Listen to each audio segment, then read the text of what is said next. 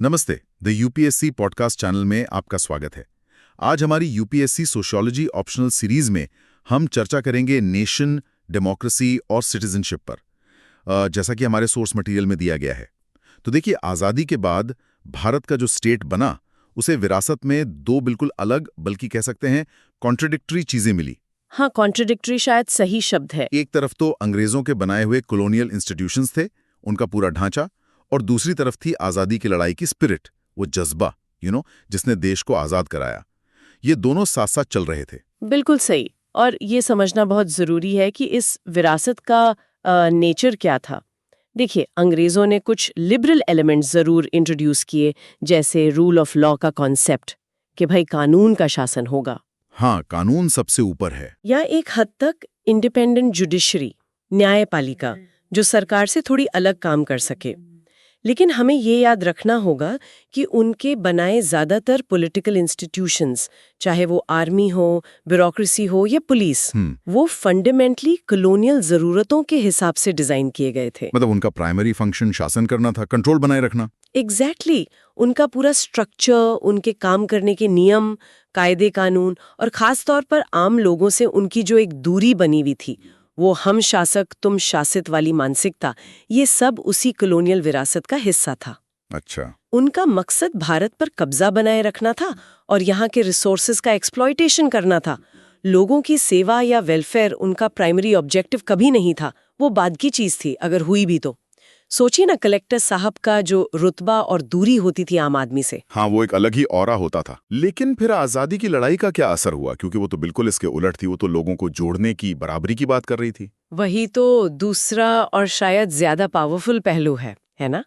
आजाद भारत सिर्फ अंग्रेजों का छोड़ा हुआ ढांचा नहीं था, वो नेशनल मूवमेंट का प्रोडक्ट था। उस आंदोलन ने एक जबरदस्त कमिटमेंट पैदा की थी, एक वादा था कि इन कॉलोनियल स्ट्रक्चर्स को बदला जाएगा, उन्हें ट्रांसफॉर्म किया जाएगा। सिर्फ ऊपरी बदलाव नहीं। नहीं, बिल्कुल नहीं।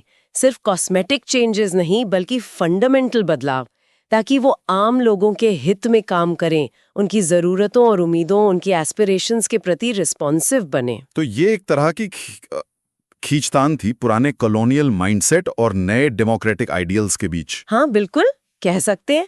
इंडिपेंडेंट स्टेट की लगातार कोशिश यही रही है कि ब्रिटिश राज से मिले इन पॉलिटिकल इंस्टीट्यूशंस को डीकॉलोनाइज किया जाए, उन्हें भारतीय समाज की जरूरतों और यहाँ के लोगों की आकांक्षाओं के प्रति ज्यादा संवेदनशील, ज्यादा उत्तरदायी बनाया जाए। और अकाउंटेबल भी।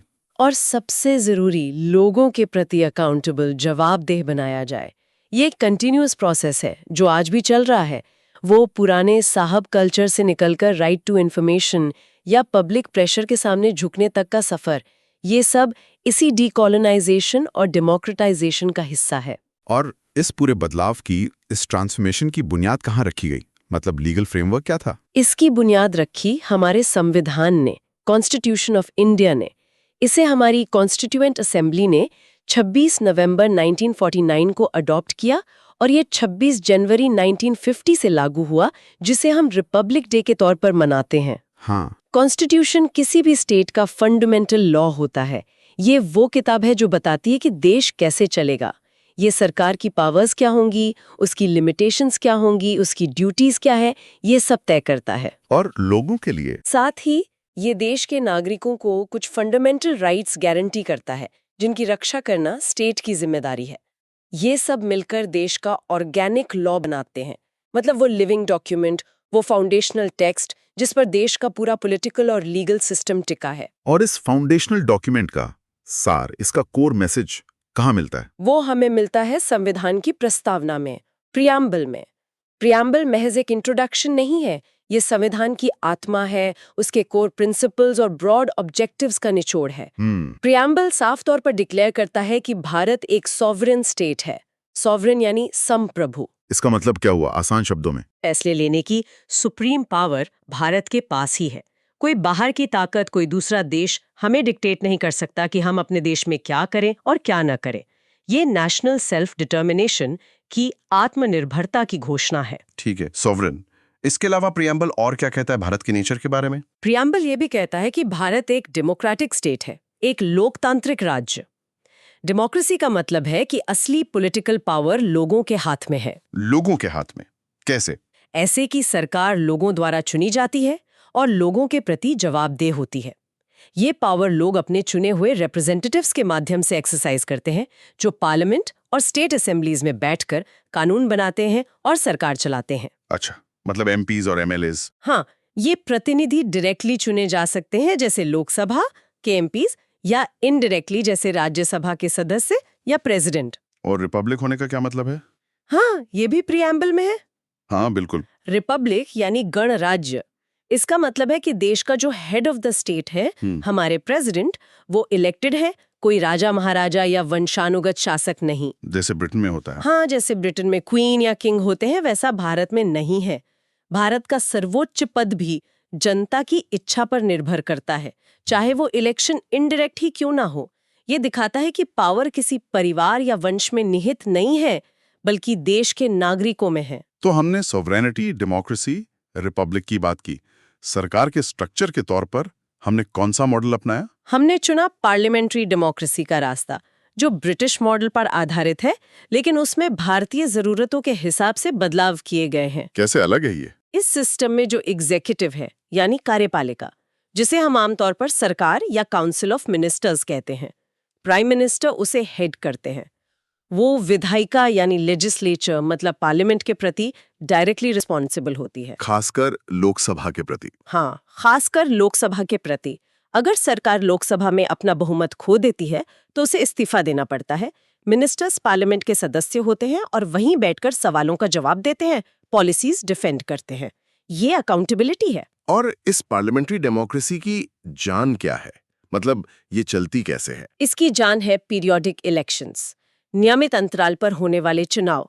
सेंटर में house of the people Lok Sabha के लिए और राज्यों में लेजिस्लेटिव असेंबलीज के लिए हर 5 साल या उससे पहले अगर जरूरत पड़े में चुनाव होते हैं। और इन चुनावों से, इन्हीं चुनावों के जरिए ही जनता अपनी पसंद की सरकार चुनती है और नापसंद की सरकार को हटा सकती है।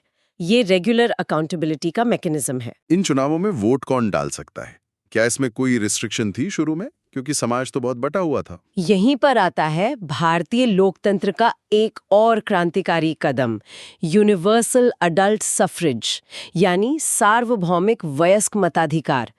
जब संविधान बना तब ये फैसला लिया गया कि हर वयस्क नागरिक को वोट देने का अधिकार होगा, बिना किसी भेदभाव के। हर वयस्क नागरिक मतलब सबको? हाँ, सबको।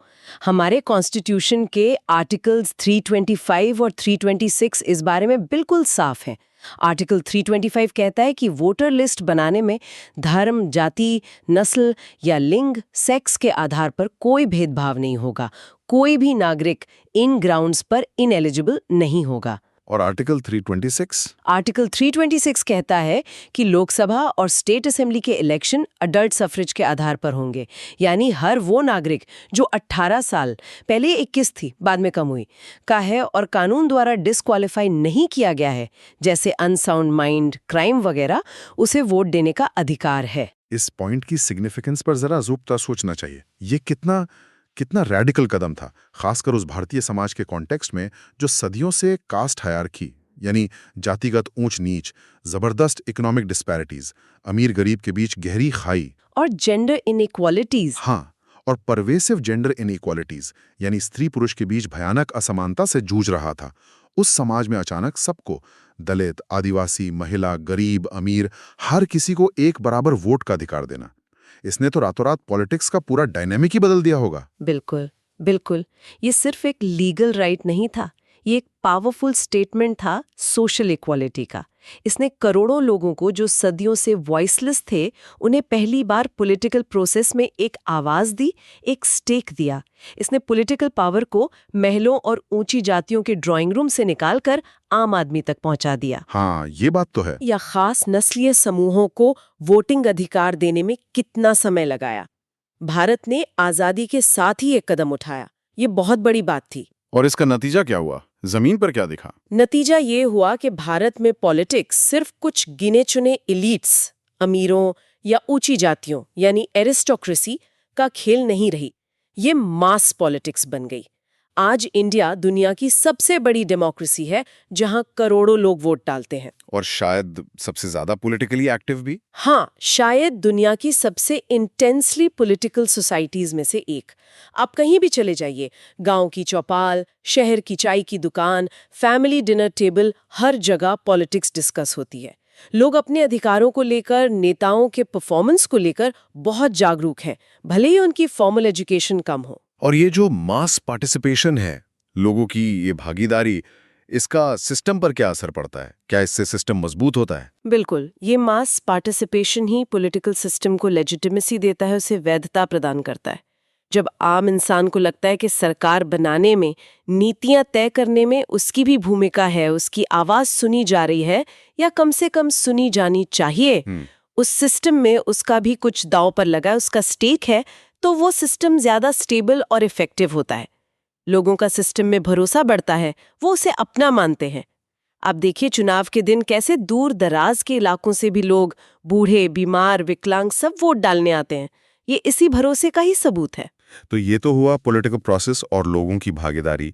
इस प्रोसेस को चलाने और लागू करने में और कौन सी इंस्टीट्यूशंस इंपॉर्टेंट है? देखिए, इंडियन डेमोक्रेसी की सफलता और कामकाज में इस पॉलिटिकल प्रोसेस का, जिसका लक्ष्य मॉडर्नाइजेशन रहा है, मतलब आधुनिकीकरण, डेमोक्रेटाइजेशन यानी लोकतांत्रिकरण, और इकोनॉमिक डेवलपमेंट यानी आर्थिक विकास, इन सब में बहुत बड़ा हाथ है। इस पूरे प्रोसेस को चलाने और कंट्रोल करने वाली मुख्य संस्थाएं हैं पार्लियामेंट, जो कानून बनाती है, हाँ। काउंसिल ऑफ मिनिस्टर्स, जो सरकार चलाती है, पॉलिसीज बनाती है, और इनके साथ ही एक और बहुत महत्वपूर्ण इंस्टीट्यूशन है ब्यूरोक्रेसी यानी नौकरशाही। हाँ, ब्यूरोक्रेसी यानी हमारे यहाँ IAS, IPS और दूसरी सिविल सर्विसेज। इनका रोल क्या है इस डेमोक्रेटिक सेटअप में? ये तो इलेक्टेड नहीं होते। सही कहा। ब्यूरोक्रेसी के सदस्य यानी civil servants open competitive public examinations के थ्रू भर्ती होते हैं। इनका काम है पॉलिसी मेकिंग में सरकार की मदद करना, और सबसे महत्वपूर्ण, लोगों के चुने हुए रिप्रेजेंटेटिव्स यानी सरकार द्वारा बनाई गई पॉलिसीज और कानूनों को जमीनी स्तर पर इम्प्लीमेंट करना, उन्हें लागू करना। अच्छा। ये पॉलिटिकल एग्जीक्यूटिव इन मिनिस्टर्स और आम जनता के बीच एक अहम कड़ी है। ये गवर्नमेंट की परमानेंट एग्जीक्यूटिव कहलाते हैं, क्योंकि मिनिस्टर्स तो बदलते रहते हैं, पर ब्यूरोक्रेसी बनी रहती है जो कंटिन्यूटी और एक्सपर्टीज प्रोवाइड करती है। और इनकी भर्ती का आधार क्या है? क्या ये भी डेमोक्रेटिक प्रिंसिपल्स पर आधारित है? ये बहुत महत्वपूर्ण पॉइंट है। थियोरेटिकली इनका चुनाव जन्म, जाति, पंथ, नस्ल, धर्म या लिंग के आधार पर नहीं होता। मतलब कोई भी बन सकता है? हाँ, थियोरेटिकली इनका चुनाव रैशनल क्राइटेरिया यानी तार्किक मापदंडों जैसे मेरिट यानी योग्यता के आधार पर होता है, जो कम्पिटिटिव एग्जाम्स के जरिए जांची जाती है। ये डेमोक्रेटिक नेशन बिल्डिंग का एक और इम्पॉर्टेंट पिलर है। ये सिद्धांत कि देश का कोई भी नागरिक, उसकी पृष्ठभूमि चाहे जो भी हो, अपनी काबिलियत के दम पर देश के सर्वोच्च प्रशासनिक पदों तक पहुंचने का अवसर पा सकता है। थियोरेटिकली कहा आपने, इसका मतलब प्रैक्टिस में चैलेंजेस हैं? हाँ बिल्कुल, प्रैक्टिकल लेवल पे कई चैलेंजेस हैं, जैसे क्वालिटी एजुकेशन और कोचिंग तक सबके बराबर पहुंच न होना, सिलेक्शन प्रोसेस में सब्जेक्टिव एलिमेंट्स का होना, या फिर ब्यूरोक्रेसी में आने के बाद पॉलिटिकल प्रेशर या करप्शन जैसे मुद्दे। ये सब जमीनी हकीकतें हैं। लेकिन कॉन्स्टिट्यूशनल प्रिंसिपल मेरिटोक्रेसी और इक्वल अपॉर्चुनिटी का ही है, जो अपने आप में बहुत प्रोग्रेसिव था, खासकर उस समाज के लिए जहां सदियों से पद और प्रतिष्ठा जन्म पर आधारित थे। कॉन्स्टिट्यूशन ने democracy, Republic, universal suffrage, merit based bureaucracy जैसे प्रिंसिपल्स तो स्थापित किए, लेकिन भारत की एक और बड़ी हकीकत थी यहाँ की धार्मिक विविधता और इतिहास। उसे कैसे एड्रेस किया गया, खासकर पार्टीशन के बाद? हाँ, ये एक बहुत बड़ा चैलेंज था, इसमें कोई शक नहीं। कॉलोनियल पावर ने डिवाइड एंड रूल की पॉलिसी अपनाई, धर्म के आधार पर समाज को बांटा, जिसका नतीजा था देश का बंटवारा और उसके साथ हुए भयानक दंगे। लाखों लोगों की जानें गईं, करोड़ों डिस्प्लेस हुए। हाँ, बहुत दर्दनाक था वो। इस दर्दनाक इतिहास से सबक लेते हुए आजाद भारत के निर्माताओं ने बहुत सोच समझकर सेक्युलरिज्म यानी धर्मनिरपेक्षता या पंथ निरपेक्षता का रास्ता चुना। सेक्युलरिज्म का मतलब क्या है इंडियन कॉन्टेक्स्ट में? क्या ये धर्म से दूरी है या धर्म का विरोध? देखिए, Indian model of secularism western model से थोड़ा अलग है। इसका मतलब ये नहीं है कि स्टेट धर्म का विरोधी है या धर्म से बिल्कुल अलग थलग है। इसका मतलब है कि स्टेट का यानी सरकार का अपना कोई ऑफिशियल धर्म नहीं होगा। जैसे कि कुछ पड़ोसी देशों हैं। हाँ, जैसे कि पड़ोसी देशों पाकिस्तान या बांग्लादेश में है, वैसा नहीं। राज्य सभी धर्मों को बराबर मानेगा, इक्वल रिस्पेक्ट देगा। राज्य किसी भी धर्म के पक्ष में या उसके खिलाफ भेदभाव नहीं करेगा, ना ही किसी धर्म के अंदरूनी मामलों में बेवजह दखलंदाजी करेगा। लेकिन क्या कभी दखल दे सकता है? हाँ, प्रिंसिपल डिस्टेंस का कॉन्सेप्ट है। मतलब जरूरत पड़ने पर सामाजिक सुधार के लिए राज्य हस्तक्षेप कर सकता है, जैसे अनटचेबिलिटी हटाने या सती प्रथा रोकने के लिए किया गया। तो ये बिल्कुल अलग थलग रहना नहीं है, बल्कि बराबरी और न्याय सुनिश्चित करना है। और क्या इसे कॉन्स्टिट्यूशनल बैकिंग दी गई है? बिल्कुल, ये सिर्फ एक पॉलिसी नहीं है, इसे कॉन्स्टिट्यूशनल गारंटी दी गई है। कॉन्स्टिट्यूशन के आर्टिकल्स 15 और 16 साफ तौर पर कहते हैं कि राज्य धर्म के आधार पर किसी नागरिक से भेदभाव नहीं करेगा। पब्लिक ऑफिस धारण करना यानी कोई सरकारी पद पाना या सरकारी नौकरी पाना किसी व्यक्ति के धर्म पर निर्भर नहीं करेगा। और फ्रीडम ऑफ रिलीजन? हाँ, आर्टिकल 25 से 28 तक फ्रीडम ऑफ रिलीजन गारंटी करते हैं। अपने धर्म को मानने, प्रैक्टिस करने, प्रोपोगेट करने की आज़ादी। ये सब भारत की ज़बरदस्त धार्मिक डाइवर्सिटी को एक्नॉलेज करने और उसे रिस्पेक्ट करने का एक कॉन्क्रीट तरीका है, ताकि हर धर्म के लोग इस देश को अपना महसूस कर सकें। डेमोक्रेसी, सेकुलरिज्म के साथ साथ क्या इकोनॉमिक फ्रंट पर भी कोई गाइडिंग प्रिंसिपल था? क्योंकि इनइक्वालिटी तो बहुत थी। हाँ, बिल्कुल। देश में मौजूद गहरी सामाजिक और आर्थिक असमानताओं, सोशल एंड इकोनॉमिक इनइक्वालिटीज को कम करने के लिए संविधान निर्माताओं और शुरुआती सरकारों ने सोशलिस्ट पैटर्न ऑफ सोसाइटी को अपनाने पर जोर दिया। सोशलिस्ट, ये शब्द तो प्रियम्बल में बाद में जोड़ा गया था ना? हाँ, सोशलिस्ट शब्द प्रियम्बल में 42nd अमेंडमेंट द्वारा 1976 में जोड़ा गया, लेकिन directive principles of state policy में शुरू से ये भावना मौजूद थी। इसका मकसद पूरी तरह से स्टेट कंट्रोल्ड इकोनॉमी बनाना शायद नहीं था, बल्कि आर्थिक और सामाजिक बराबरी की तरफ बढ़ना था। मतलब रिसोर्सेज का ज्यादा इक्विटेबल डिस्ट्रीब्यूशन करना था और ये सुनिश्चित करना था कि डेवलपमेंट का लाभ सिर्फ कुछ लोगों तक सीमित ना रहे, बल्कि समाज के सभी वर्गों तक पहुंचे। ये भी डेमोक्रेसी को और मीनिंगफुल बनाने की एक कोशिश थी, क्योंकि पॉलिटिकल इक्वालिटी बिना सोशल और इकोनॉमिक इक्वालिटी की अधूरी रह जाती है ना। हाँ, ये बात तो है। बाद में 1991 के बाद इकोनॉमिक पॉलिसीज बदली, लिबरलाइजेशन आया, वो एक अलग कहानी है, लेकिन शुरुआती दौर का ये आइडियल भी नेशन बिल्डिंग का एक अहम हिस्सा था। तो संक्षेप में हमने देखा कि कैसे आज़ादी के बाद भारत ने एक बहुत कॉम्प्लेक्स विरासत से डील किया। एक तरफ कॉलोनियल इंस्टीट्यूशंस थे, दूसरी तरफ नेशनलिस्ट एस्पिरेशंस। फिर कॉन्स्टिट्यूशन के जरिए एक सॉवरन, डेमोक्रेटिक, रिपब्लिक राष्ट्र की नींव रखी गई, जिसमें यूनिवर्सल अडल्ट सफरेज ने आम आदमी को पावर दी, सेक्युलरिज्म ने धार्मिक विविधता को सहेजा और मेरिट बेस्ड ब्यूरोक्रेसी ने प्रशासन का आधार बनने की कोशिश की। साथ ही एक सोशलिस्ट पैटर्न का सपना भी देखा गया ताकि आर्थिक न्याय सुनिश्चित हो सके। ये सब मिलकर एक मॉडर्न इंडियन नेशन स्टेट बनाने की दिशा में उठाए गए कदम थे। बिल्कुल, और ये समझना जरूरी है कि ये सारे elements, democracy, universal suffrage, secularism, merit based bureaucracy और सोशलिस्ट आइडियल्स, ये सब आइसोलेटेड कॉन्सेप्ट्स नहीं हैं। ये आपस में जुड़े हुए हैं, एक दूसरे को इन्फ्लुएंस करते हैं। अच्छा, कैसे? जैसे यूनिवर्सल सफरेज ने पॉलिटिक्स को मास बेस्ड बनाया, जिसने एरिस्टोक्रेसी के पावर को चैलेंज किया। सेक्युलरिज्म डेमोक्रेसी के स्मूथ फंक्शनिंग के लिए जरूरी है, खासकर भारत जैसी डाइवर्स कंट्री में। ब्यूरोक्रेसी को डेमोक्रेटिक अकाउंटेबिलिटी के साथ बैलेंस करना एक चैलेंज है। ये सब इंटरकनेक्टेड है। यही मिलकर उस मॉडर्न इंडियन नेशन स्टेट की तस्वीर बनाते हैं जिसकी कल्पना हमारे संविधान निर्माताओं ने की थी। हालांकि जमीनी हकीकत में इन आइडियल्स को पाना एक कंटिन्यूअस स्ट्रगल रहा है और आज भी है। चलिए, ये तो बुनियादी ढांचे की बात हुई। अब इस चर्चा को आगे बढ़ाते हैं और देखते हैं कि सिटीजनशिप का कॉन्सेप्ट इसमें कैसे फिट होता है और उसके क्या डायमेंशंस हैं। ठीक है, अब भारतीय संविधान में न्याय, स्वतंत्रता और समानता यानी जस्टिस, लिबर्टी एंड इक्वालिटी के कॉन्सेप्ट्स पर बात करते हैं। ये सुनने में बड़े हेवी शब्द लगते हैं, पर असल में ये हमारे संविधान की, हमारे देश की बुनियाद हैं, जिनसे हमारी रोजमर्रा की जिंदगी डायरेक्ट अफेक्ट होती है। बिल्कुल। और देखिए, संविधान इन ऊंचे आदर्शों को सिर्फ कागज पर लिखकर नहीं छोड़ देता, इन्हें जमीनी हकीकत बनाने के लिए संविधान हमें देता है फंडामेंटल राइट्स, यानी मौलिक अधिकार। अच्छा। हाँ, ये पार्ट 3 में दिए गए हैं और एक तरह से हर नागरिक के लिए सोशल एंड इकोनॉमिक जस्टिस सुनिश्चित करने का वादा है। सोचिए, ये वो कस्में हैं जो आजाद भारत ने अपने हर बाशिंदे से खाई। फंडामेंटल राइट्स स्कूल में पढ़ा था, पर आज के कॉन्टेक्स्ट में ये असल में है क्या? कौन कौन से अधिकार हैं इसमें और क्यों इतनी इंपॉर्टेंट माने जाते हैं? हाँ, ये वाकई बेहद इम्पोर्टेंट है। संविधान इन्हें मोटे तौर पर 6 कैटेगरीज में बांटता है। 6? ओके।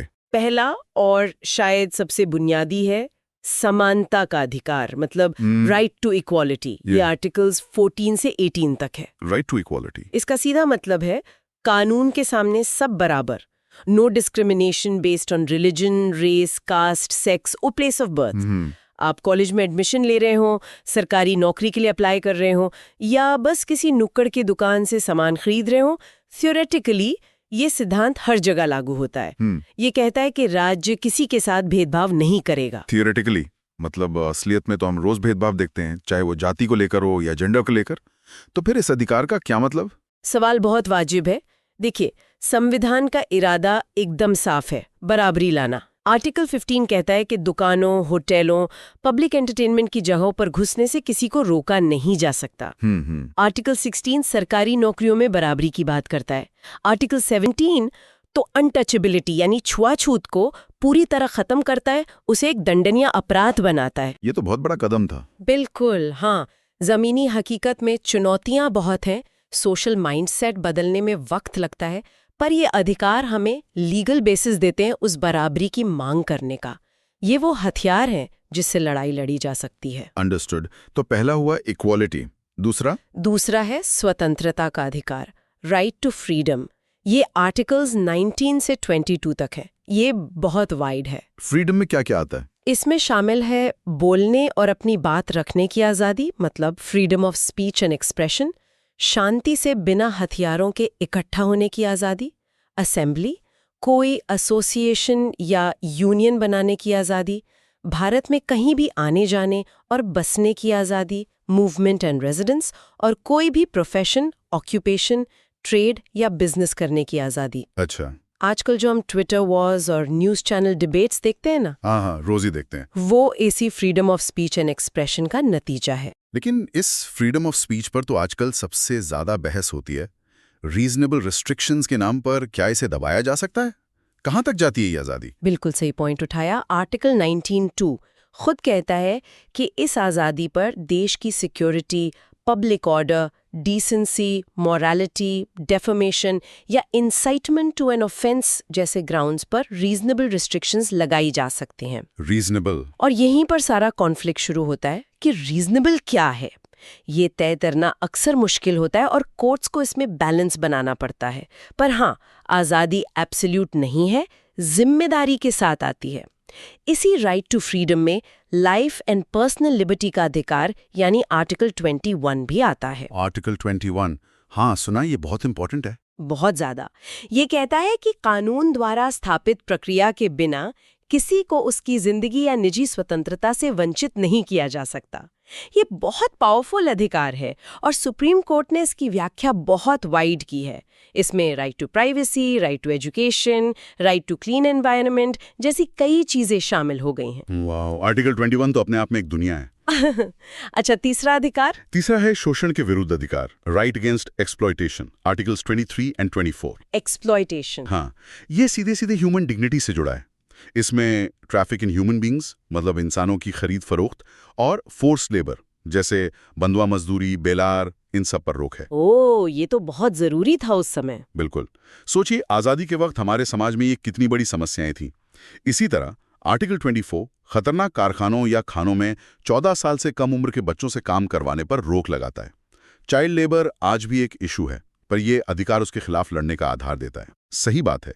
चौथा धर्म से जुड़ा है शायद? हाँ, चौथा है धर्म की स्वतंत्रता का अधिकार, right to freedom of religion, articles 25 से 28। ये तो इंडिया जैसे देश के लिए बहुत क्रिटिकल होगा। बेहद जरूरी। भारत जैसे मल्टी रिलीजियस देश के लिए ये एसेंशियल है। ये हर व्यक्ति को अपने अंतःकरण कॉन्शियंस की स्वतंत्रता और अपना धर्म अबाध रूप से मानने, प्रोफेस, आचरण करने, प्रैक्टिस और प्रचार करने, प्रोपगेट का अधिकार देता है। साथ ही रिलीजियस ग्रुप्स को अपने धार्मिक मामलों को मैनेज करने, इंस्टीट्यूशंस बनाने का भी अधिकार है। पर इसी प्रोपगेट करने के अधिकार को लेकर तो अक्सर विवाद होते हैं, फोर्स्ड कन्वर्जन्स के आरोप लगते हैं। बिल्कुल, ये एक सेंसिटिव एरिया है। संविधान खुद कहता है कि ये अधिकार पब्लिक ऑर्डर, मोरालिटी और हेल्थ के अधीन है। अच्छा, रिस्ट्रिक्शंस हैं इस पर भी? हाँ, मतलब धर्म की स्वतंत्रता के नाम पर आप समाज की शांति भंग नहीं कर सकते या ऐसी प्रैक्टिसेस नहीं कर सकते जो इमोरल हों या हेल्थ को नुकसान पहुंचाएं। कन्वर्जन का मुद्दा जटिल है और कानून इस पर बैलेंस बनाने की कोशिश करता है कि स्वेच्छा से धर्म परिवर्तन और जबरदस्ती या लालच देकर करवाए गए परिवर्तन में फर्क किया जा सके। ठीक है, पांचवा अधिकार? पांचवा है सांस्कृतिक और शैक्षिक अधिकार, cultural and educational rights, articles 29 और 30। ये किनके लिए है? ये खासकर अल्पसंख्यकों, माइनॉरिटीज के लिए हैं, चाहे वो रिलीजियस हों या लिंग्विस्टिक, उनके हितों की रक्षा के लिए। आर्टिकल 29 कहता है कि भारत के किसी भी हिस्से में रहने वाले नागरिकों के किसी भी वर्ग को जिनकी अपनी डिस्टिंक्ट भाषा, लिपि, स्क्रिप्ट या संस्कृति कल्चर है, उसे बनाए रखने का अधिकार होगा। अपनी पहचान बनाए रखने का अधिकार। ये भारत की डाइवर्सिटी को सेलिब्रेट और प्रोटेक्ट करने का तरीका है। सोचिए, अलग अलग भाषाएं, पहनावे, खान पान, ये सब इसी प्रोटेक्शन की वजह से फल फूल पाते हैं। सही है। और आखिरी वाला, जो सुनने में सबसे टेक्निकल लगता है। हाँ, छठा और शायद सबसे महत्वपूर्ण, संवैधानिक उपचारों का अधिकार, right to constitutional remedies, article 32। Article 32। Doctor Ambedkar ने इसे संविधान की हार्ट एंड सोल कहा था। हार्ट एंड सोल क्यों? क्योंकि ये वो मैकेनिज्म है जो बाकी सारे फंडामेंटल राइट्स को मीनिंगफुल बनाता है। हाँ।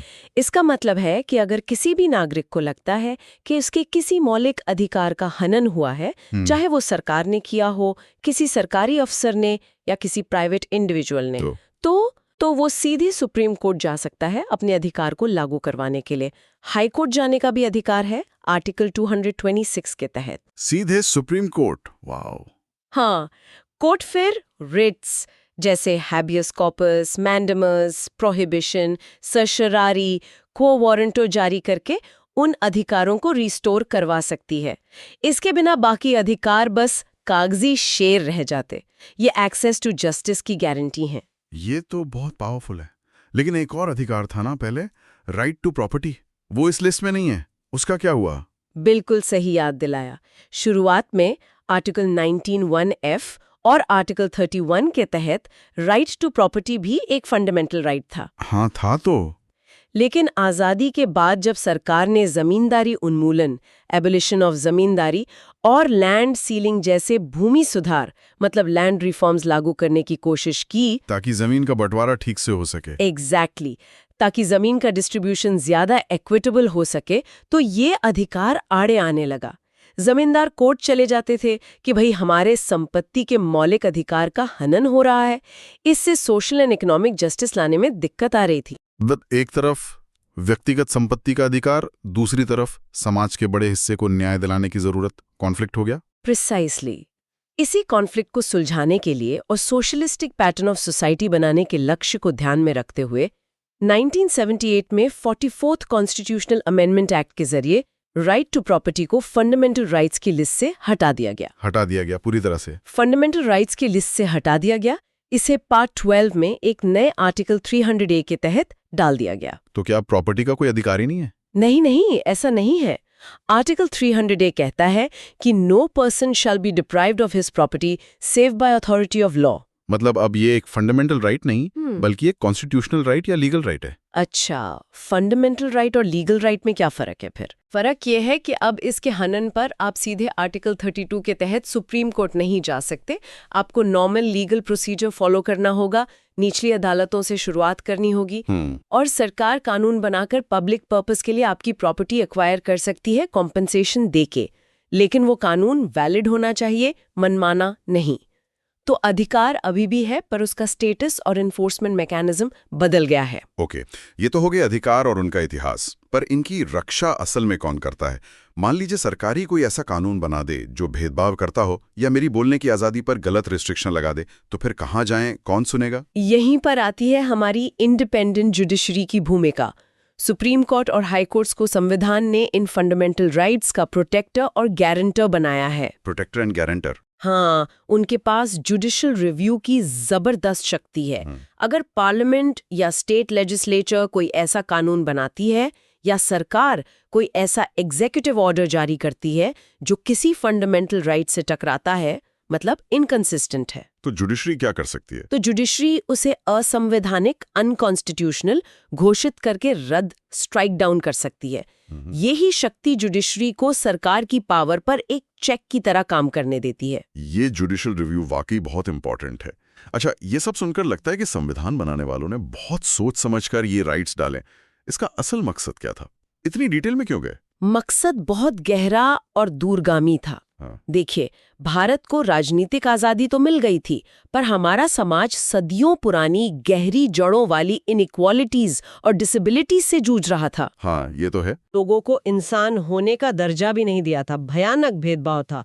जेंडर इनइक्वालिटी चरम पर थी, महिलाओं के पास अधिकार न के बराबर थे, धर्म, क्षेत्र, भाषा के आधार पर भी लोगों को मौके नहीं मिलते थे। समाज के बड़े हिस्से, जिन्हें हम आज मार्जिनलाइज सेक्शंस कहते हैं, उन्होंने पीढ़ियों से सिर्फ अन्याय और शोषण झेला था। इन फंडामेंटल राइट्स का एक बड़ा मकसद था इन हिस्टोरिकल इनजस्टिसेस को एड्रेस करना, उन्हें खत्म करना। जैसे आपने अनटचेबिलिटी का जिक्र किया। बिल्कुल।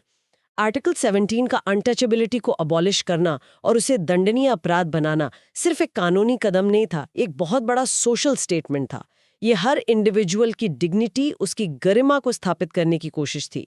किसी भी मॉडर्न सिविलाइज्ड सोसाइटी की पहचान यही होती है कि वो हर व्यक्ति की गरिमा का सम्मान करे। ये राइट्स उसी डिग्निटी को बेस प्रदान करते हैं। और ये जो फ्रीडम दी गई बोलने की, घूमने की, एसोसिएशन बनाने की, इनका क्या पर्पस था? इनका मकसद था व्यक्ति को स्टेट के आर्बिट्ररी पावर से बचाना। सोचिए, अगर सरकार या कोई पावरफुल इंसान अपनी मनमर्जी से किसी को भी जेल में डाल दे, किसी को भी बोलने से रोक दे, किसी की भी जमीन छीन ले, तो फिर वो आजादी कैसी? सही बात है, फिर तो डर का माहौल हो जाएगा। बिल्कुल। ये स्वतंत्रताएं सुनिश्चित करती हैं कि राज्य अपनी शक्ति का इस्तेमाल कानून के दायरे में रहकर फेयर प्रोसीजर से करे। ये नागरिक को एम्पावर करती हैं। ये एक तरह से स्टेट और इंडिविजुअल के बीच पावर बैलेंस बनाती हैं, ताकि स्टेट ऑटोक्रेटिक ना बन जाए और इंडिविजुअल हेल्पलेस ना रह जाए। ये डेमोक्रेसी की जान है। ठीक है, तो फंडामेंटल राइट्स वो हैं जो हमें नागरिक के तौर पर मिले हैं, स्टेट के खिलाफ प्रोटेक्शन देते हैं और हम इन्हें कोर्ट से इन्फोर्स करवा सकते हैं। लेकिन क्या संविधान स्टेट यानी सरकार को कुछ करने के लिए भी कहता है? मतलब सरकार की क्या पॉजिटिव ड्यूटीज हैं? हाँ, बिल्कुल। फंडामेंटल राइट्स ज्यादातर नेगेटिव ऑब्लिगेशंस हैं कि स्टेट ये नहीं करेगा, वो नहीं करेगा। राइट। करना चाहिए। ये हमारे संविधान की प्रियम्बल में लिखे गए ideals, justice, social, economic, political, liberty, equality, fraternity को हासिल करने के लिए स्टेट को गाइड करते हैं। ये एक तरह से गवर्नेंस का मैनिफेस्टो है, जो बताते हैं कि भारत को एक लोक कल्याणकारी राज्य, एक वेलफेयर स्टेट कैसे बनना है। डायरेक्टिव प्रिंसिपल्स, यानी राज्य के लिए दिशा निर्देश। तो ये है क्या असल में? सरकार के लिए टू डू लिस्ट जैसी? हाँ, एक तरह से आप इन्हें सरकार के लिए एक डिटेल्ड एजेंडा कह सकते हैं। ये प्रिंसिपल्स स्टेट को गाइड करते हैं कि उसे नीतियां, पॉलिसीज बनाते और कानून, लॉज बनाते समय किन लक्ष्यों को ध्यान में रखना है। इनका मकसद है लोगों का वेलफेयर प्रमोट करना और एक जस्ट सोशल ऑर्डर एस्टैब्लिश करना। ये सरकार के लिए मॉरल कंपस की तरह है। उदाहरण के तौर पर क्या करने को कहा गया है स्टेट को इन प्रिंसिपल्स में? कुछ कॉन्क्रीट एग्जाम्पल्स। कई बहुत महत्वपूर्ण बातें हैं, जैसे आर्टिकल 39 कहता है कि स्टेट ऐसी पॉलिसी बनाएगा जिससे ए, सभी नागरिकों को स्त्री पुरुष समान रूप से जीविका के पर्याप्त साधन मिले, बी, कम्युनिटी के मटेरियल रिसोर्सेज जैसे जमीन, जंगल, खनिज का ओनरशिप और कंट्रोल इस तरह बटा हो कि कॉमन गुड सर्व हो। मतलब वेल्थ का कंसंट्रेशन कुछ ही हाथों में ना हो। बिल्कुल। सी, इकोनॉमिक सिस्टम ऐसा ना चले कि वेल्थ और मीन्स ऑफ प्रोडक्शन कुछ ही लोगों के पास जमा हो जाएं और आम जनता का नुकसान हो। डी, पुरुषों और स्त्रियों दोनों को समान काम के लिए समान वेतन मिले, equal pay for equal work. Equal pay for equal work, ये तो आज भी बड़ा मुद्दा है। बिल्कुल, और ये डायरेक्टिव प्रिंसिपल है जो सरकार को इस दिशा में काम करने को कहता है। ई, वर्कर्स के हेल्थ और स्ट्रेंथ का और बच्चों की टेंडर एज का अब्यूज ना हो, बच्चों को हेल्दी डेवलपमेंट के अवसर मिले, ये सब तो बहुत जरूरी चीजें हैं। और भी बहुत कुछ। आर्टिकल 40 ग्राम पंचायतों को ऑर्गेनाइज करने की बात करता है, लोकल सेल्फ गवर्नमेंट।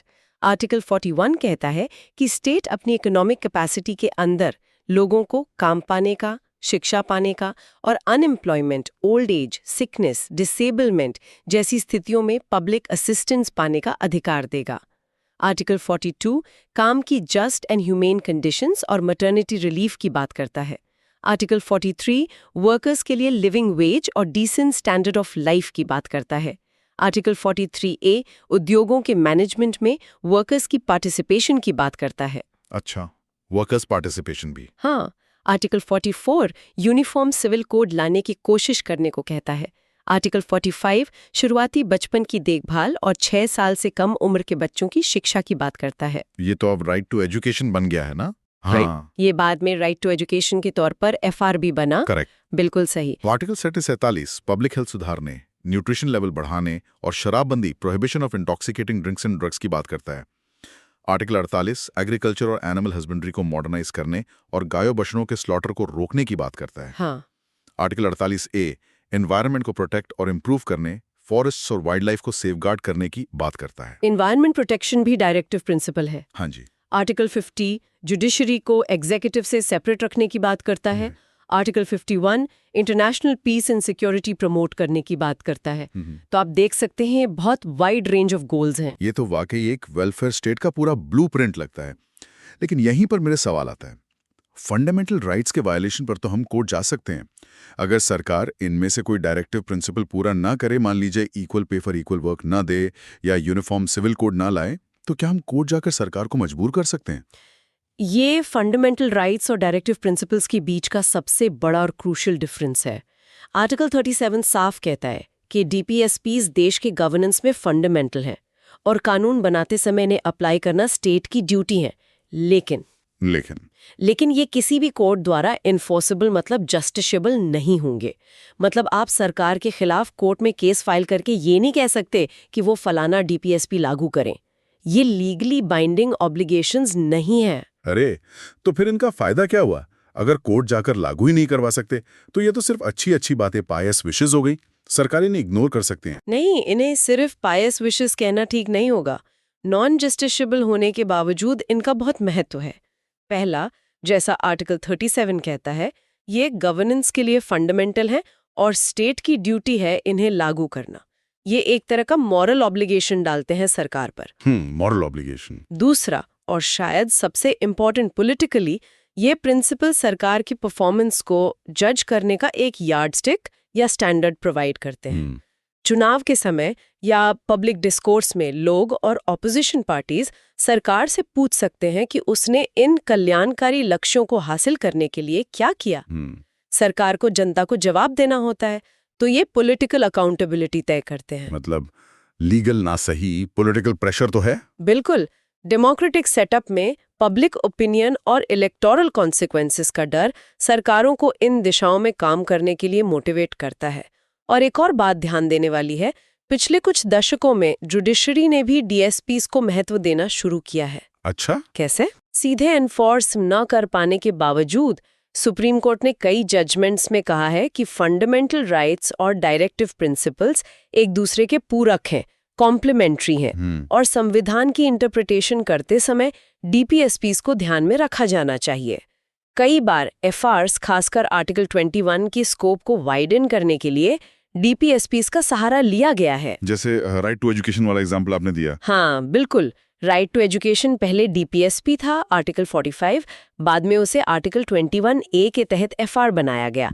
तो जुडिशरी इनडायरेक्टली इन्हें इम्पोर्टेंस दे रही है। तो मतलब ऐसा नहीं है कि ये बिल्कुल ही पावरलेस हैं। FRs हमें तत्काल अधिकार देते हैं जिन्हें हम क्लेम कर सकते हैं, जबकि DPSPs वो दिशा दिखाते हैं जिधर देश को जाना है और सरकार की जिम्मेदारी है कि उधर जाए। एक तरह से राइट्स आज की रियलिटी हैं और प्रिंसिपल्स कल के विजन हैं। काफी हद तक ये सही इंटरप्रिटेशन है। दोनों मिलकर संविधान के सोशल एंड इकोनॉमिक डेमोक्रेसी के विजन को पूरा करते हैं। एफआरआर्स पॉलिटिकल डेमोक्रेसी की फाउंडेशन डालते हैं और डीपीएसपीज इकोनॉमिक और सोशल डेमोक्रेसी का लक्ष्य तय करते हैं। दोनों के बीच बैलेंस बनाकर ही एक ट्रूली जस्ट सोसाइटी बन सकती है। ये तो हुई जस्टिस, लिबर्टी और इक्वालिटी की बात, और कैसे संविधान इन्हें फंडामेंटल राइट्स और डायरेक्टिव प्रिंसिपल्स के जरिए साधने की कोशिश करता है। काफी गहराई से समझा हमने इसे। चलिए अब आगे बढ़ते हैं। ठीक है, तो अब हम नागरिकता यानी सिटीजनशिप के कॉन्सेप्ट पर थोड़ी चर्चा करते हैं। यार, ये शब्द सुनने में बड़ा सीधा लगता है, नागरिक, है ना? पर इसके पीछे का जो पूरा सिस्टम है, मतलब वो काफी गहरा है। बिल्कुल। सिटीजनशिप किसी भी डेमोक्रेटिक पॉलिटी मतलब किसी भी लोकतांत्रिक व्यवस्था की एक तरह से बुनियाद है। ये सिर्फ एक लीगल स्टेटस नहीं है कि हाँ भाई मेरे पास ये कागज है। नहीं, ये एक व्यक्ति की उस देश के साथ फुल पॉलिटिकल मेंबरशिप को दिखाता है।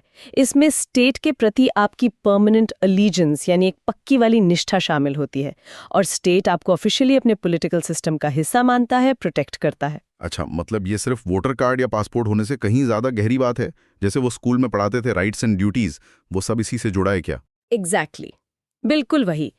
नागरिक होने के नाते आपको कुछ खास अधिकार मिलते हैं, राइट्स मिलते हैं, कुछ कर्तव्य होते हैं, ड्यूटीज, कुछ विशेषाधिकार, प्रिविलेजेस, और कुछ दायित्व, ऑब्लिगेशंस भी होते हैं जो एलियंस को मतलब विदेशियों को नहीं मिलते।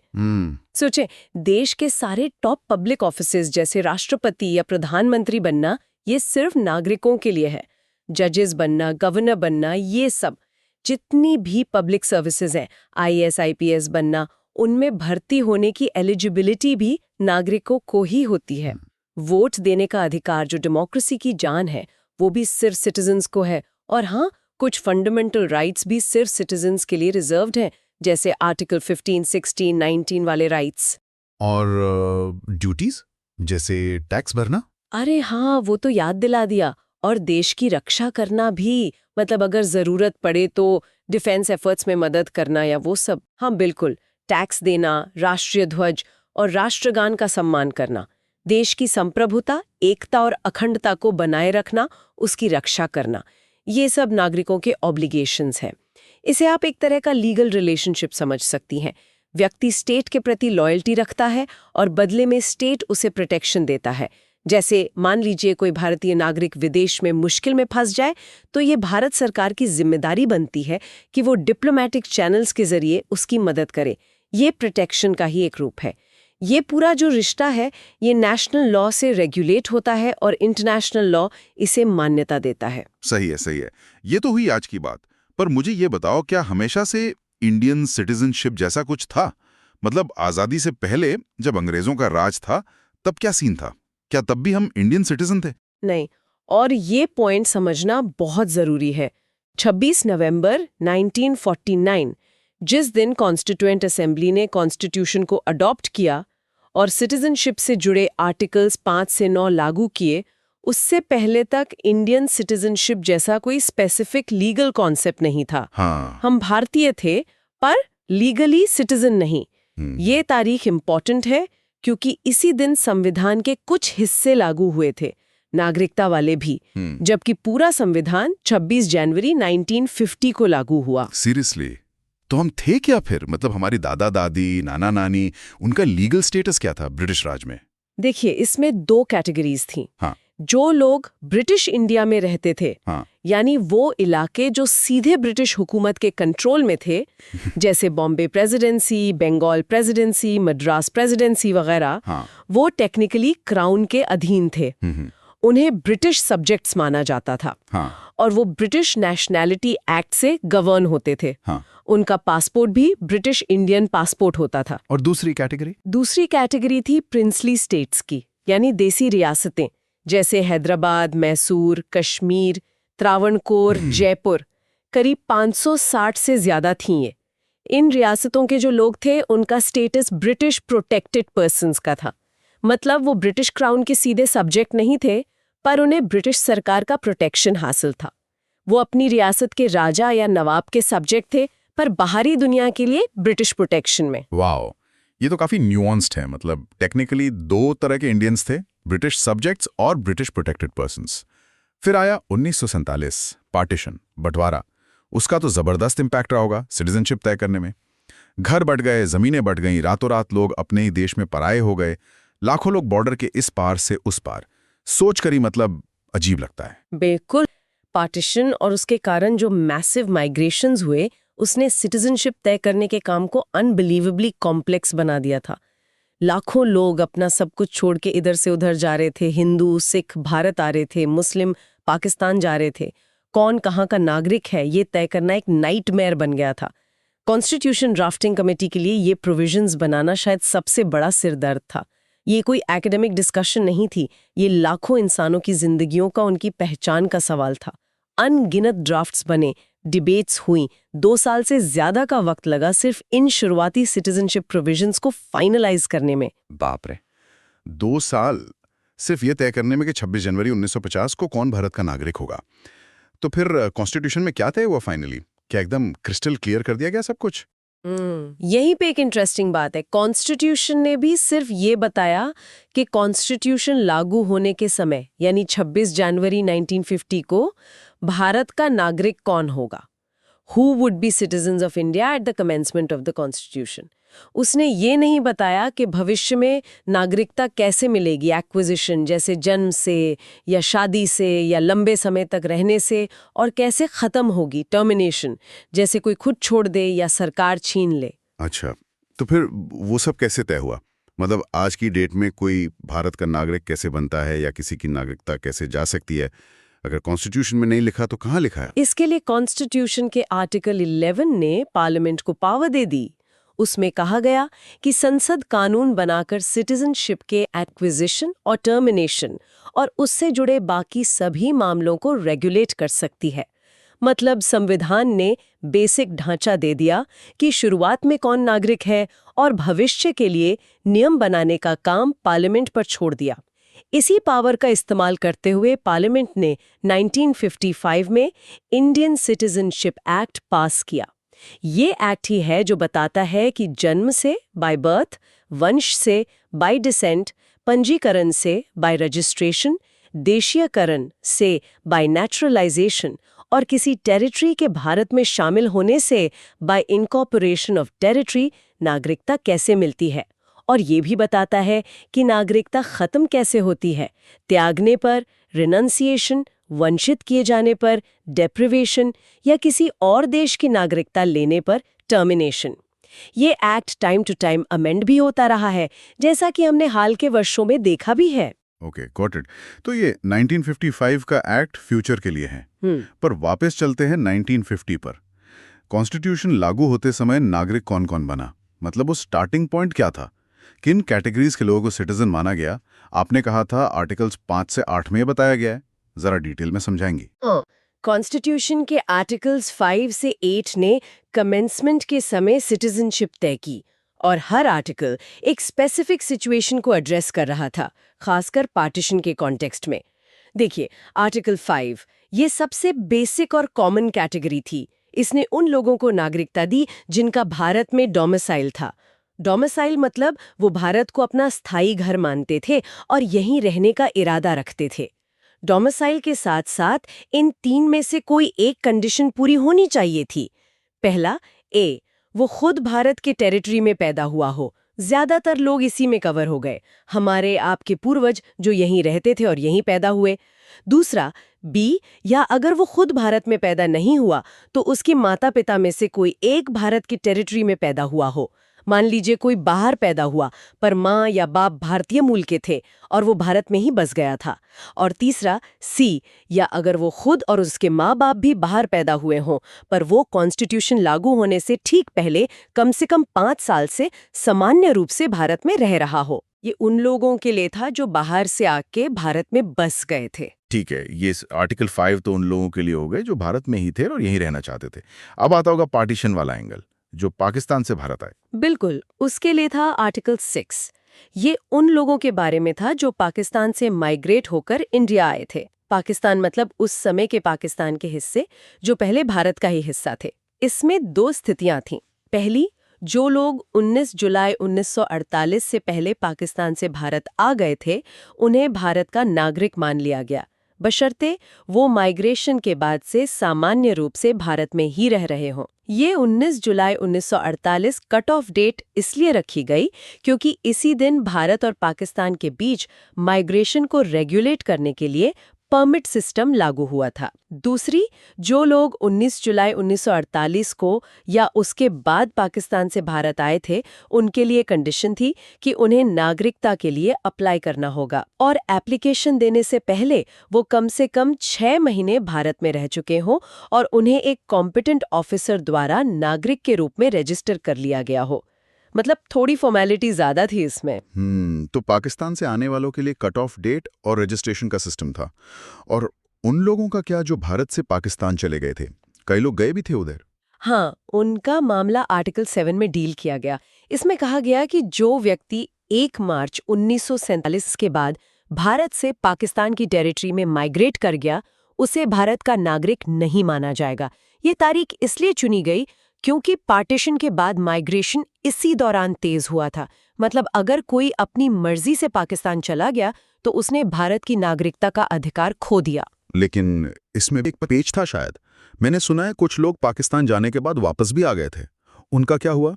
बिल्कुल सही पकड़ा। आर्टिकल 7 में ही एक एक्सेप्शन था, एक प्रोवाइजो। उसमें कहा गया है कि अगर कोई व्यक्ति पाकिस्तान माइग्रेट कर गया था लेकिन बाद में वो भारत सरकार से रीसेटलमेंट या परमानेंट रिटर्न का परमिट लेकर वापस भारत लौट आया, अच्छा, तो उसे आर्टिकल 6B के तहत नागरिकता मिल सकती थी। यानी उसे भी 19 जुलाई 1948 के बाद आने वालों की तरह रजिस्टर करवाना होता था। 6 महीने रहने की कंडीशन पूरी करनी होती थी। ये उन लोगों के लिए था जो शायद पार्टीशन की उथल-पुथल में पाकिस्तान चले तो गए, पर जल्द ही उन्हें एहसास हुआ कि उन्हें भारत लौटना है और वो परमिट लेकर वापस आ गए। अच्छा, ये भी सोचा गया था। कमाल है। और एक कैटेगरी और बची शायद, जो लोग भारत से बाहर रह रहे थे, ओवरसीज इंडियंस। हाँ, वो आर्टिकल 8 में कवर किए गए। ये उन लोगों के लिए था जो खुद या जिनके माता-पिता में से कोई या दादा-दादी, नाना-नानी में से कोई अविभाजित भारत यानी अनडिवाइडेड इंडिया में पैदा हुआ हो, लेकिन वो व्यक्ति खुद कॉन्स्टिट्यूशन लागू होने के समय भारत से बाहर किसी और देश में सामान्य रूप से रह रहा हो। ऐसे व्यक्ति को उस देश में भारत के डिप्लोमेटिक या कॉन्सुलर रिप्रेजेंटेटिव के पास, जैसे एम्बेसी या कॉन्सुलेट में जाकर खुद को भारतीय नागरिक के रूप में रजिस्टर करवाने का अधिकार दिया गया। ये प्रोविजन दुनिया भर में फैले हुए भारतीय मूल के लोगों को भारत से जोड़ने का एक तरीका था, ताकि वो चाहें तो भारत की नागरिकता ले सकें। वाकई यार, मतलब कॉन्स्टिट्यूशन बनाने वालों ने कितनी बारीकी से सोचा। आर्टिकल 5 ने भारत में रहने वालों को कवर किया, आर्टिकल 6 ने पाकिस्तान से भारत आने वालों को, आर्टिकल 7 ने भारत से पाकिस्तान जाने वालों और वापस आने वालों को भी, और आर्टिकल 8 ने विदेशों में बसे भारतीय मूल के लोगों को। हर पॉसिबल सिचुएशन को एड्रेस करने की कोशिश की गई लगती है। कितना कॉम्प्लेक्स रहा होगा ये सब तय करना। हाँ, ये बहुत जरूरी था, क्योंकि पार्टीशन ने हालात इतने बिगाड़ दिए थे कि कोई सीधा सरल फॉर्मूला काम कर ही नहीं सकता था। इन प्रोविजंस का मकसद था ज्यादा से ज्यादा उन लोगों को सिटीजनशिप के दायरे में लाना जिनका भारत से वास्तविक जुड़ाव था, जो भारत को अपना देश मानते थे या बनाना चाहते थे। कोशिश यही थी कि टेक्नोलॉजीज की वजह से कोई जेन्युइन व्यक्ति स्टेटलेस न रह जाए। और एक और खास बात है हमारे सिटीजनशिप सिस्टम की, जिसकी अक्सर चर्चा होती है, सिंगल सिटीजनशिप। मतलब ऐसा नहीं कि मैं दिल्ली का नागरिक हूं और भारत का नागरिक भी, या कोई तमिलनाडु का नागरिक है और भारत का नागरिक भी। जैसे अमेरिका में होता है ना, ड्यूअल सिटीजनशिप, आप स्टेट के भी नागरिक होते हैं और फेडरल लेवल पर यूएस के भी। हमारे यहाँ सिर्फ एक ही है, इंडियन सिटीजन। सही ना? बिल्कुल सही। ये कॉन्स्टिट्यूशन बनाने वालों का एक बहुत कॉन्शियस और डेलिबरेट फैसला था, बहुत सोच समझ कर लिया गया फैसला। उनका गोल था एक इंटीग्रेटेड इंडियन नेशन बनाना, एक यूनाइटेड फ्रेटर्निटी यानी भाईचारा स्थापित करना। वो देश को राज्यों की अलग अलग नागरिकता के आधार पर बांटना नहीं चाहते थे, खासकर पार्टीशन के अनुभव के बाद। इसीलिए उन्होंने बेहोश होकर सिंगल इंडियन सिटीजनशिप का प्रावधान रखा। इसका मतलब ये हुआ कि मैं चाहे कन्याकुमारी में पैदा हूं या कश्मीर में, गुजरात में रहूं या अरुणाचल में, मुझे पूरे देश में सेम पॉलिटिकल और सिविल राइट्स मिलेंगे, बिना किसी भेदभाव के। जैसे मैं दिल्ली में पैदा हुआ, कल को बेंगलोर जाकर नौकरी कर सकता हूं, वहां घर खरीद सकता हूं, वहां के इलेक्शंस में वोट डाल सकता हूं। अगर वहां का वोटर बन जाऊं तो कोई मुझे ये नहीं कह सकता कि तुम तो बाहर वाले हो, तुम्हें ये अधिकार नहीं है। Exactly. Theoretically a citizen of India is a citizen of India, full stop. आप भारत के किसी भी कोने में जा सकते हैं, रह सकते हैं, काम कर सकते हैं, प्रॉपर्टी खरीद सकते हैं। हाँ, कुछ एक्सेप्शंस के साथ आपको वही फंडामेंटल राइट्स मिलेंगे जो किसी और राज्य के नागरिक को मिलते हैं। कोई राज्य अपने निवासियों के लिए अलग से विशेषाधिकार नहीं बना सकता जो दूसरे राज्यों के नागरिकों को ना मिले। लेकिन आपने कहा कुछ एक्सेप्शंस के साथ, वो क्या है, जरा बताएंगी? कुछ एक्सेप्शंस हैं जो प्रैक्टिकलिटी को ध्यान में रखते लिए बनाए गए हैं, जैसे सोर्स में भी मेंशन है। एक तो पार्लियामेंट को आर्टिकल 16(3) के तहत ये पावर है कि वो कानून बनाकर ये प्रिस्क्राइब कर सकती है कि किसी स्टेट या यूनियन टेरिटरी के तहत कुछ खास तरह की नौकरियों या पदों के लिए उस स्टेट यूटी का निवासी रेजिडेंट होना एक ज़रूरी क्वालिफिकेशन होगी। ध्यान दीजिए, ये पावर सिर्फ पार्लियामेंट को है, स्टेट लेजिस्लेचर को नहीं, ताकि इसका मिसयूज ना हो। और ये सिर्फ रेजिडेंस की शर्त है, सिटीजनशिप की नहीं। जैसे कई स्टेट गवर्नमेंट जॉब्स में डोमिसाइल रिक्वायरमेंट होती है। अच्छा, हाँ, ये तो होता है। दूसरा, पार्लियामेंट कुछ ट्राइबल एरियाज में बाहरी लोगों के बसने या जमीन खरीदने पर रिस्ट्रिक्शंस लगा सकती है, आर्टिकल 19(5), ताकि वहाँ के इंडिजिनस लोगों की यूनिक कल्चर, लैंग्वेज और ज़मीन को प्रोटेक्ट किया जा सके। ये नॉर्थ ईस्ट के कई राज्यों में है। तीसरा, पहले आर्टिकल 370 के तहत जम्मू एंड कश्मीर के स्थायी निवासियों यानी परमानेंट रेजिडेंट्स के लिए कुछ स्पेशल राइट्स थे प्रॉपर्टी और एम्प्लॉयमेंट को लेकर, पर वो स्थिति अब बदल चुकी है। अच्छा, तो ये एक्सेप्शंस हैं, पर ओवरऑल प्रिंसिपल सिंगल सिटीजनशिप का ही है। मतलब फंडामेंटल राइट्स, घूमने फिरने की आज़ादी, बसने की आज़ादी, काम करने की आज़ादी, ये सब पूरे देश में एक समान है। ये वाकई कमाल की बात है। इतनी डाइवर्सिटी वाले देश में अलग भाषाएं, अलग कल्चर, अलग खाना पीना, रीति रिवाज, सबको एक ही नागरिकता के धागे में पिरोना, ये दिखाता है कि हमारे संविधान निर्माताओं की सोच कितनी फॉरवर्ड लुकिंग थी। उन्होंने फ्रैगमेंटेशन के खतरों को पहले ही भांप लिया था शायद। बिल्कुल, सिंगल सिटीजनशिप का मकसद ही यही था कि लोगों में क्षेत्रीय पहचान यानी रीजनल आइडेंटिटी से ऊपर उठकर एक राष्ट्रीय पहचान, एक नेशनल आइडेंटिटी, एक इंडियन होने की भावना मजबूत हो, to foster a sense of unity and fraternity. ये हमारे लोकतंत्र का एक बहुत इंपॉर्टेंट फीचर है जो देश को जोड़े रखने में मदद करता है। ठीक है, तो उम्मीद है राष्ट्र, लोकतंत्र और नागरिकता पर हमारी आज की चर्चा पसंद आई होगी। यूपीएससी विषयों पर ऐसी और चर्चाओं के लिए द यूपीएससी पॉडकास्ट चैनल को सब्सक्राइब करें। धन्यवाद। जय हिंद।